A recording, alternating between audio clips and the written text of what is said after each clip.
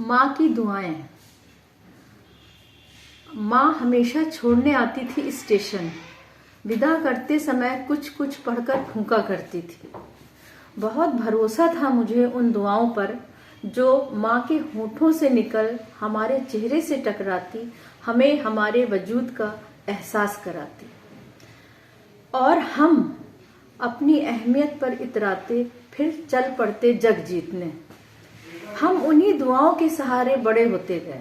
हर बार वो अपने हर बच्चे को छोड़ने स्टेशन आती और लौट जाती भीगी आंखों से। धीरे धीरे उसका आना कम होता गया। धीरे धीरे उसका आना कम होता गया क्योंकि अब हम हॉस्टल से निकल अपनी अपनी गृहस्थी में कदम रख चुके थे। मगर उसकी दुआएं अब भी बदस्तूर जारी थी।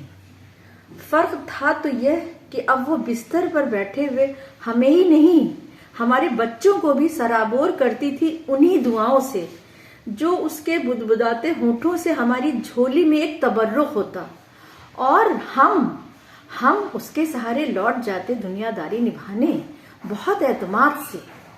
मगर धीरे धीरे ये सिलसिला थमता गया।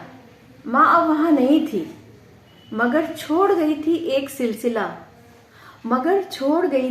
एक सिलसिला, क्योंकि आज मेरे बच्चे भी पढ़ने विदेश जा रहे हैं।